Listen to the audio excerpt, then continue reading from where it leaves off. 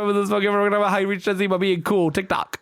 On the TikTok. Yeah, on the TikTok. All these young kids are on the TikTok. Always on the TikTok. Have you heard about them reels? I don't know what they're reeling in, but I'm curious. That'll be lit. So stupid. Nothing's weirder than a 44-year-old man saying lit. Nothing's weirder than saying lit, period. Dude, is lit still a word? No. I don't think so. That's dead. It's dead, right? Okay, you want to start recording? I'm already recording. Oh, this is great. Intro and outro. I might. We'll see. It's our.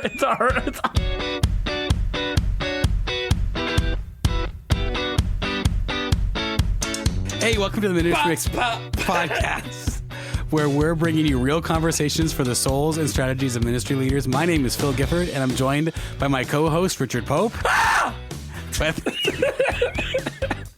Such a good scream, too. Whether you are a seasoned pastor or ministry leader or just stepping into leadership for the first time, we're here to share stories, insights, and practical tips to help you lead strategically while also caring for your soul. In each episode, we talk about what we want, but typically they're topics that help matter for your mission, your calling, and your personal growth. All right, this is the last or close to the last recording of like 15, 16 episodes straight. So we're getting a little bit... 15, can you count, big guy? Not really. Ow! Keep doing that all episode. Richard is about lost it. This is Phil never had it, but a pink. This is an episode. I'm not even going to comment on that. This is another listener request topic. Yeah. So, like, hey, if you're not... We're happy you listened, so we'll do whatever you say. Or the opposite of what you say. Someone said no more Fortnite, and we said more Fortnite. We did a whole Fortnite episode. Hey, you talk about Fortnite too much on your podcast. We can pump those numbers up. Well, here's 35 minutes of Fortnite illustrations and examples. No, it was like 25. Okay, it was kind of short. This one was suggested through my Facebook page. What does it look like to do young adult ministry? We're rephrasing that to 11 practices for connecting with Gen Z, because that's really what's being asked here is how do you connect with, minister, and build Gen Z within your congregation? Yeah. So before we get into this topic details, and Richard is really going to take point on this because his church is a lot of Gen Z, more than our church. And I'm Gen Z. And you're barely Gen Z. No, So Richard's Gen Z. So he's gonna take point in just a second. Are you millennial or X? Millennial. Yeah, you're but I'm barely a millennial. You're an old man. So shut up. I am an old man, oldish. I'd rather be barely Gen Z than barely millennial. There's lots of things you could say about being barely. But anyways, we're barely on topic. Before we get into our topic, I just want to remind you, if you've not joined our Facebook group yet, our goal is to get 150 pastors or ministry leaders to just be a part of this group, to continue conversations on these topics and just encourage each other, pray for one another, help each other out. So make sure you jump on Facebook and join that group. Follow us on all of our social media stuff. We'd love to connect with you more than just through these listening opportunities. So with that said, 11 practices for connecting with Gen Z. Richard, this is your world, so let's go. We already used the word practice instead of tips because we wanted to be more like John Mark Comer, who everyone who's Gen Z seems to love. You know what? Yeah, tips seems very boomer, doesn't it? Yeah. And practices just seems more authentic and journey-ish. More spiritual. More spiritual, yeah. That's a great illustration. Hey, the first one is be real, not polished. Mm-hmm. I think oftentimes... we think of ministry as a profession, and it is. But if you're in ministry, there's this level, I think, of times of performance. And what's interesting is Gen Z is extremely interested in spirituality. They're not very interested in production. Yeah. So that's not to say, take down all the, pallet wood walls and be bad. Be bad. Make sure your services are bad. Right. But simplistic is man, it's interesting. Some of the largest, fastest growing churches in the country with Gen Z populations, their worship is just a guitar. And a so streamed down. Yeah. Voices. Yeah. Raw. We put 1 week we'll have a full band. I mean, 5-person choir, 6 backup singers, 4 lead singers, 2 guitars, 2 pianos, drums, bass. We do a lot. But then the next week we'll have a band of a guitar and a piano, and that's it. And people like both. But it's interesting that Gen Z seems to actually. You would think the young people would be like, "Give me the rock and roll," but they actually prefer the stripped down. I think this is a generation that has grown up with the best of production thrown at them their whole life. Right. Yeah. Their lives are curated, their lives are polished. They've seen, and we see this in so many other areas than just church. there was a trend on Facebook for a while, or on, I guess, Instagram or TikTok, but like the reels where people just like get in their car and like start talking. And that was like really catchy with Gen Z. And then like it got to the point where people were like bringing production crews like into their cars to like do makeup and lighting. So like it looked like it was authentic, but it actually wasn't. Right.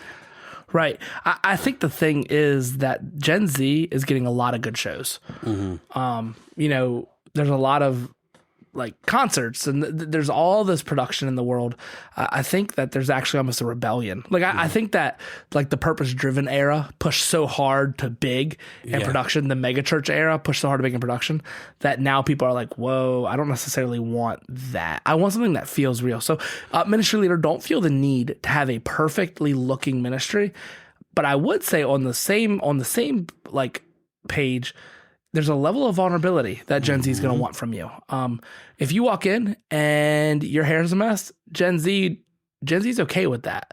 But you better be like, oh my gosh, it's been such a crappy day. You know what I mean? Like I feel like you don't have to try as hard with Gen Z. Yeah. But I feel like you have to be more vulnerable. You have to be willing to be super authentic. Yeah. And vulnerable and like just be real. That's literally an app that Gen Z loved for a little while. Be real. I think and it was. They still love it. Is it still a thing? College kids, it's corny. I'm barely Gen Z.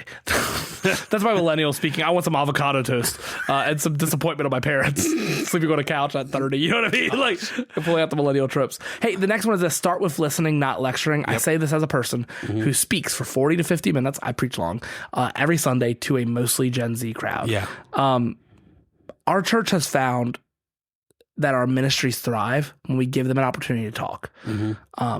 But again, this requires a level of humility from you. When you empower the Gen Z people in your church, the Gen Z leaders or Gen Z members, you're going to find that they're going to be hypercritical of anything that looks fake, which goes back to that first point again. Like I remember someone saying to me, hey, Richard, I don't like our signage. I was like, I don't care if you like it. Like, why? You know what I mean? And they said, oh, our signage, it looks like we're trying too hard. Why can't we just put one flag up and everybody know where our building is? And it's interesting because in my church planting training and books I read, it was like 25 10-foot signs. And we literally just have we need a balloon. No, dude, they have GPS. We just have one. We have a couple flags out. Yeah. You still want to have signage. My point is not on signage. It's just like, man, like don't try that hard. Right. And so here's what happened. That's why I start with listening is important. I heard this and I found that this was a consensus. So we stopped investing so much time into that. And we reinvested it into fellowship opportunities, conversational opportunities. Another thing I'll say is this. We have found, so we're talking about reaching Gen Z. We have no problem getting people to come to church when we do a Q&A.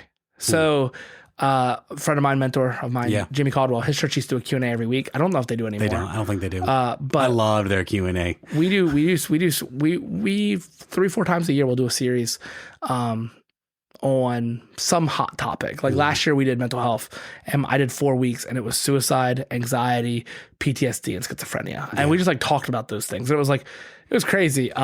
We tried to do it. I think it's probably a generational difference in our church as I couldn't get them to send in questions. Wow, really? So I was like, I can't do this. So we didn't send in questions. We let them stand up and ask questions. See, I love that. But like I couldn't get them to give me questions. Right.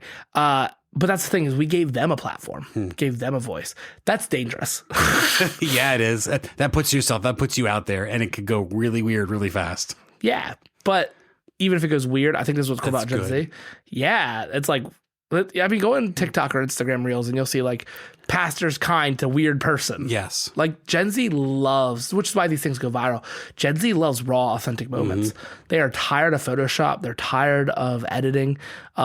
I think it's interesting. Like the number one trend on TikTok last like year has been like what the world sees, what's like what is real. Yeah.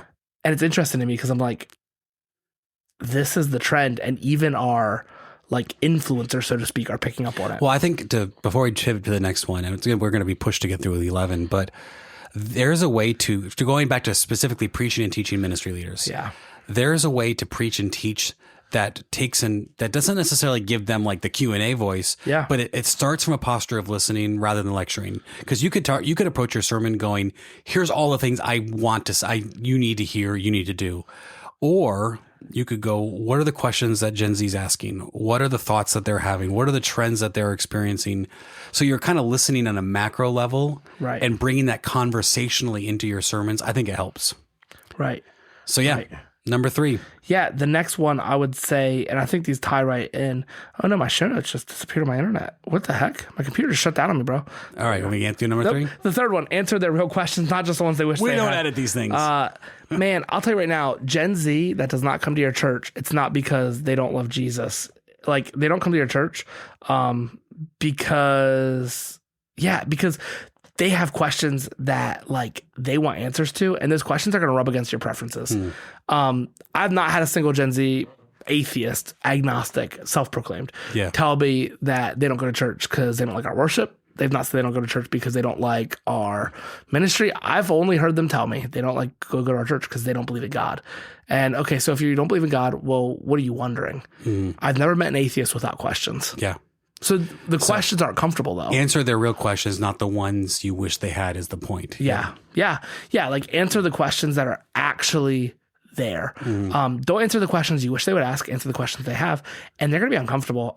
They love to run to Deuteronomy with the passage about a woman who is sexually assaulted. You know, the perpetrator paying the bride. Like, they have questions. They love. Why would the Bible endorse this? Yeah, they love to talk about Sodom and Gomorrah. They love to talk about Bible endorses slavery. They're like, why would they say slaves obey your masters and all those things? Like, and they even go deeper than that sometimes to a more like abstract, not even non-scriptural level, because they're not believers.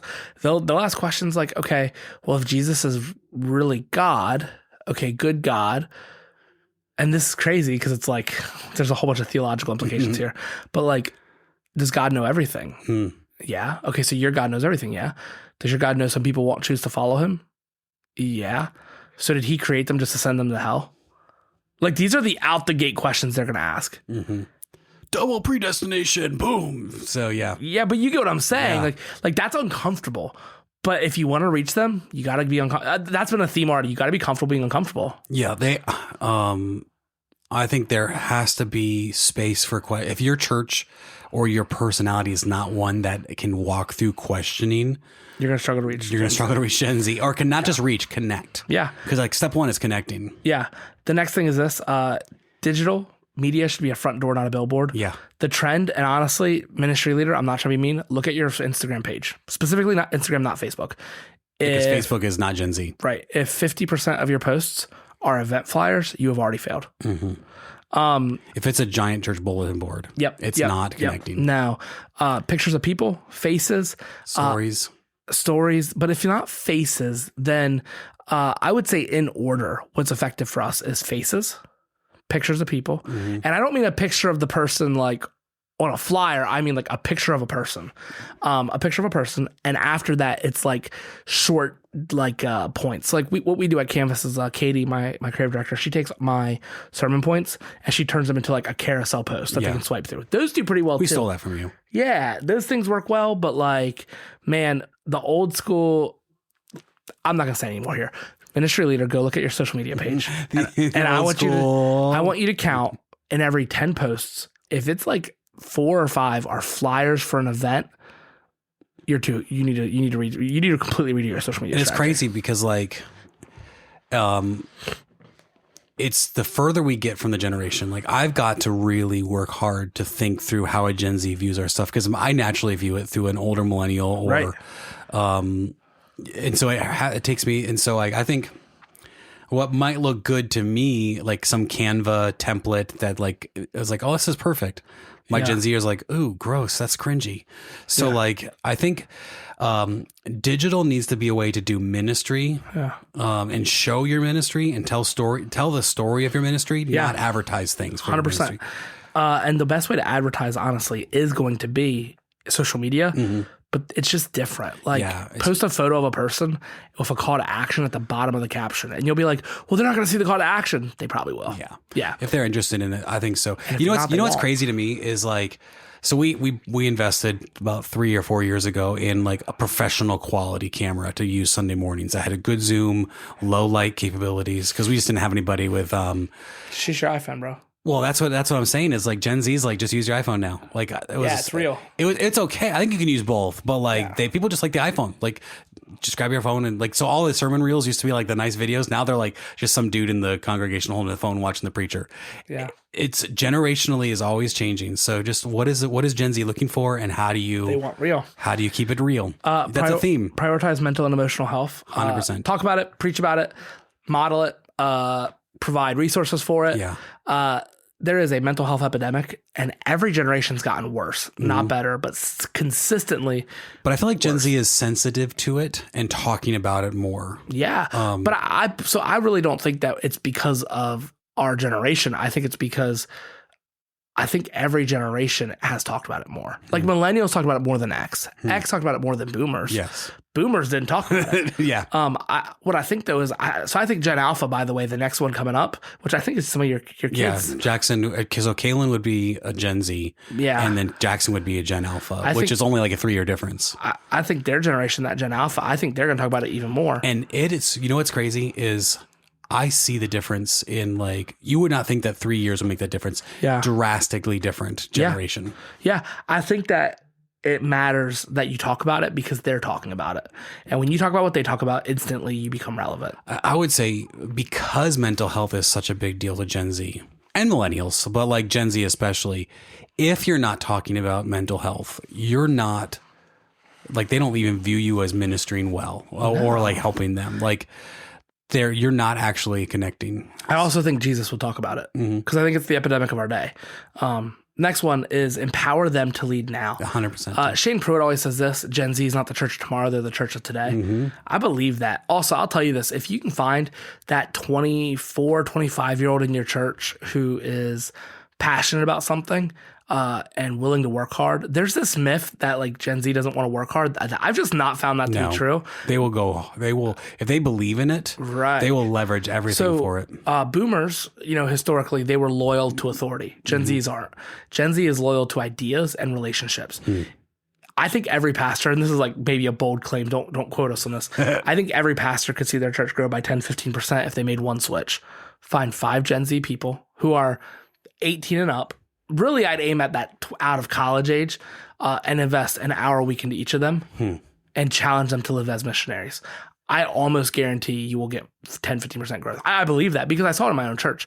Every time I start discipling or one of my key leaders starts discipling someone who's Gen Z towards missional like living, they start bringing 1, 2, 3, 4, 5. I had a girl tell me once, she said, Richard, I spend like an hour every night before I go to bed praying for my lost friends and family.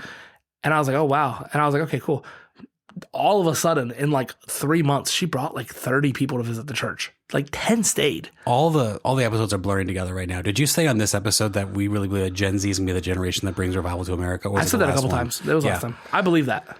Yeah, this is like, they're so passionate about Jesus when they catch that fire. So like, don't you want to be, I want to be on the front line of that. So do I. Like, and like mobilizing them now to lead, not just like, come give us some advice on our social media. Right. Like we need that, but we also want to say, I want you to lead this ministry. I want you to lead this initiative. I want you to lead this big part of the church. Yeah. So, I think that's the thing is that we often will wait to... it's your turn, almost. Yeah, that mentality. and it's like, man, God's going to use them now. So, like, don't deny what God wants to do in and through Gen Z because you're nervous, right? Like, I think a lot of times that's rooted in fear and not health. And I would actually say this: my generation, when I was 21, I kind of like, I look back and I'm like, man, you were an idiot. I should have been trusted anything. I feel like this generation is smarter than I was at their age. Like they're more ready to lead and more ready to go. I think maybe that's not true, but like I feel that way. Like, well, I think they're more driven. So if someone feels called to lead, they're going to work harder than I think most people would have. Dude, I have an intern. He's 22, Louis. He graduates college this week. Well, as of recording, he graduates tomorrow. He technically starts his internship on Friday when he graduates, but he just started doing the things. He literally was like, well, I can't be an intern because I'm in college. What would I do when I'm out of college as an intern? Because we knew he was going to be doing it. And I gave him a list and he just started doing them. And I'm like, what the hell are you doing, bro? He started a transportation ministry. He's getting 10, 12 people to church every week, training volunteers to lead it. Like he just started this from scratch. Yeah. I mean, that's crazy. Imagine one volunteer in your church increasing your attendance by 10 to 12 people. It's crazy. That's why I said if a pastor pours into few Gen Z, the right Gen Z people. He's pretty good at Fortnite. Sometimes. Sometimes. If he's not objectively thinking about his girlfriend. Yes, he's got a little distracted these days. But he has a girlfriend now. We should be careful because I don't know when this is going to be like dropped. So They might not be dating anymore. I don't know. They could be. Maybe married by then. Who knows? Yeah, this is going to drop in a year. Hey, the next one is let's create relational environments, not just big rooms. Yeah. Gen Z doesn't always want presentations. I think circles and tables matter in Gen Z. So we have a strategy at Canvas. I've talked about it before as opposed to values.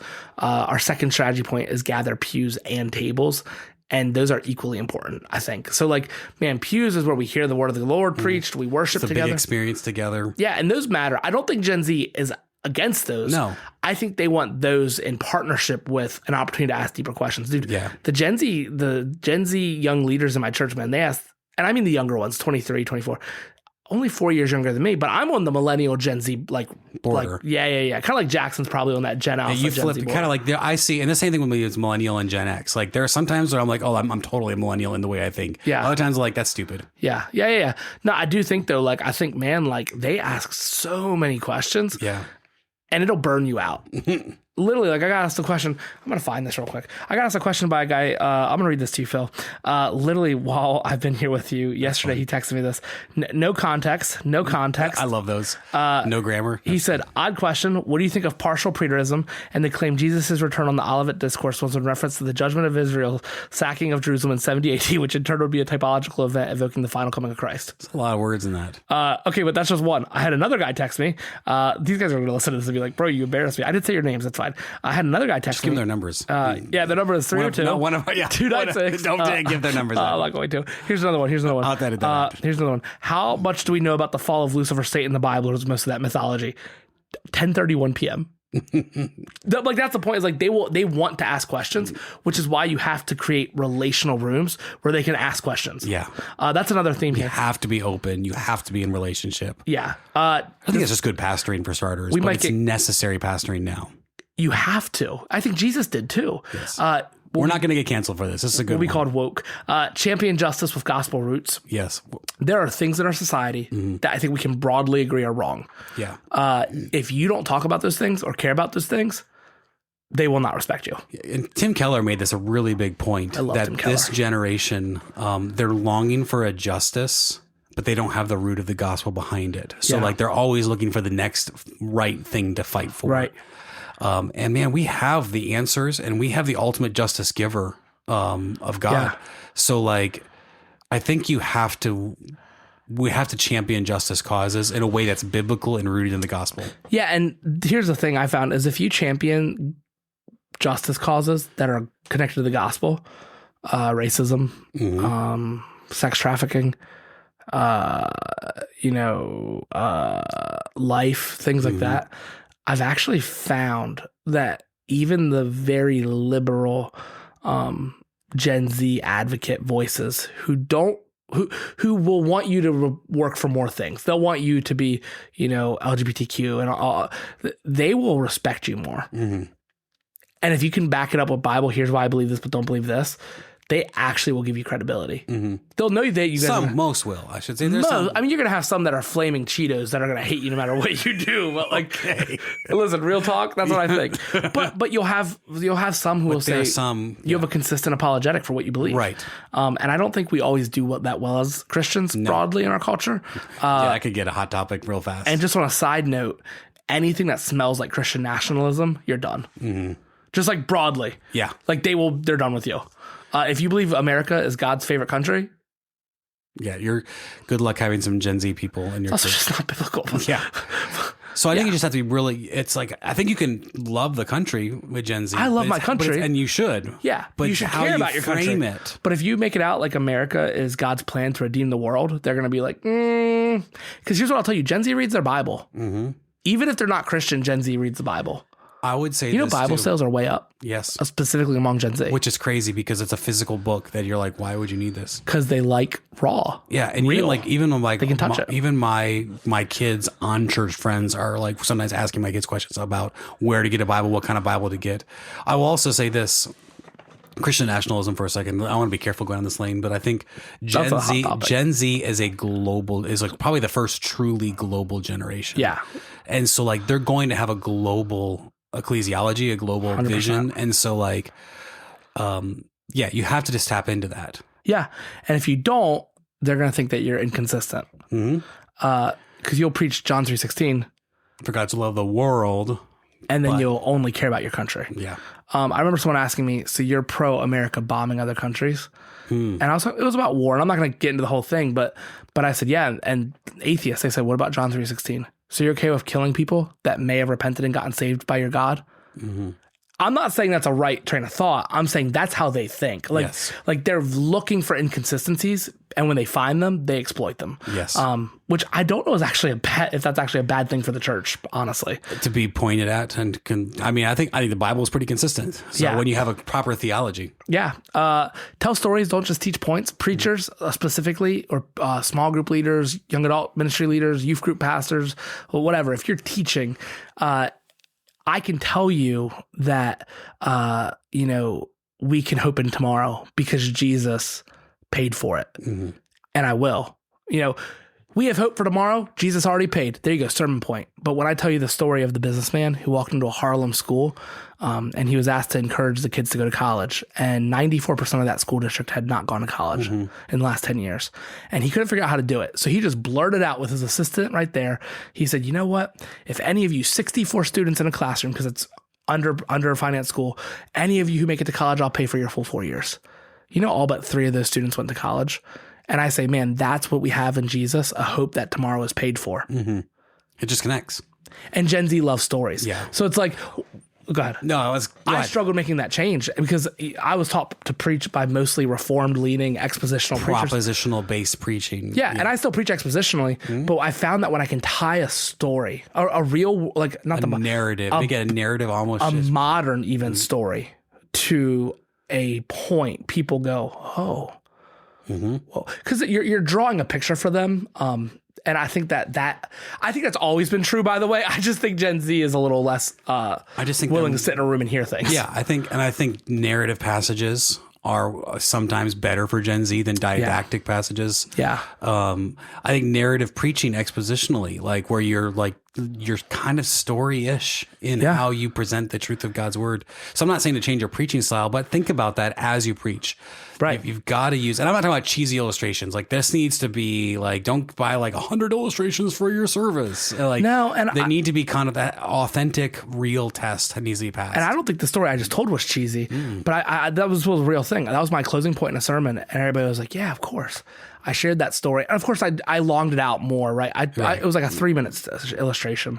And at the end I shared, most of those kids went to college, and I said, what changed? They know tomorrow was paid for. Hey friends, let's stand as we prepare for communion. Your tomorrow is paid for. Yeah. And it's just, you don't forget it. It was like, everyone was crying, and I'm like, holy crap. But it's not because Richard's a great preacher. It's because I'm preaching to people a way I want to hear preaching. I'm Gen Z. Do you know what I mean? Yeah. Stories work. There's a reason Jesus told so many parables. The next one is this: make space for doubt without shame. I think we've already talked on a little bit. We did. But doubt is different than questions. It is. I'll tell you right now, every single person in your church, Gen Z or not, has doubts. The difference is Gen Z is I think this is a knock on Gen Z. This is an area of concern. Gen Z will go from, they'll go from doubt to like abandonment pretty quickly. Like, I think the string unravels faster with Gen Z, because what happens is they're deeply curious and investigative. So if they find an inconsistency, or if they start questioning part of the Bible, they will run off of that train really quickly. If you don't give them room to have doubts in the church, they will have doubts outside the church, and someone will answer those questions, and it's probably going to be someone on TikTok. Or it's probably going to be whoever the popular deconstructionist at the time is. I'll tell you right now, every Gen Z Christian I know that I respect has deconstructed. It's just they reconstructed. So so what I would say is, if you want to be in the room when they reconstruct, if you want to be in the room when they work that out, you got to let them have doubts. You got to welcome them. Doubt is not necessarily a sign of weak faith. It's processing, which I think is super helpful. Yeah, I think typically it's not a sign of weak faith. Yeah, it's actually going to build a much stronger faith. 100%. I mean, how is a doubtless faith worked out for the generations that have come out of that? Don't question. Yeah, look at the Bible Belt. Nominal Christianity, cultural beliefs that aren't substantiated by anything. So yeah, leave, make space, and I think the without shame is important. Absolutely. And the last one is this: be present where they already are. Gen Z is going back to the neighborhood. You know, for a while it was built a big church outside in the suburbs. That's going away. Yep. It's in the city. It's on the corner. It's in the coffee shop. Gen Z shares this a lot with the 90s babies. A lot of us are 90s babies. And I think that's why. I think that we saw Gen X doing this on TV, like Friends. Yeah. You know what I mean? Friends, all those sitcoms. So then we grew up being like, man, I just want to like hang out at a coffee shop with friends.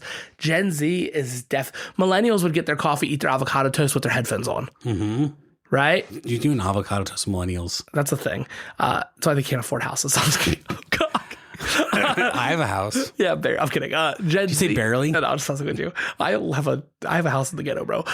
Gen Z, however, man, they go into the coffee shop with their headphones off. Yeah. And they want communal. And I what I mean by that is this, like, man, anywhere you go where you see young people hanging around without headphones on tells me two things. One, they probably are willing to talk to you. Mm-hmm. And two, they would love to. Yeah. Most of Gen Z is not standoffish. No. They're very willing to engage. Right. I go to Rise Up. Rise Up is predominantly frequented during the day by Gen Z. You've been there. Everyone is like, mine though, the one in Salisbury, East College, the one by my house I took you to, that one has a vibe. And it's a little different than every other Rise Up I've been to because it's right by the college. Most of those people don't have headphones on. You know who does? The 40-year-olds. But all those 20 and 30-year-olds, you'll see people just walk around talking to each other. They crave that. So here's what I'll say. Go to a coffee shop. Find the kid who's 25 without headphones on. Ask him his name. I promise you he'll talk to you. Mm-hmm. And if he doesn't, it might be you. Ooh. It might be how you approach him. Yeah. Gen Z doesn't want to be talked down to. Be present, but be present and curious, not present and judgmental. Yes. Just because that 25-year-old has a nose ring does not mean he's the devil or hates Jesus. What? Yeah, my kid's pastor has a nose ring, and he's 25. Oh, yeah? I was actually specifically thinking of David when I said that. I love when you bring David into these podcast conversations. David and Brad are like the most frequent guests that have ever been on the show. We should get them on the show for like our friends who are bad at Fortnite. Our friends who get us killed. No, our friends who keep us alive.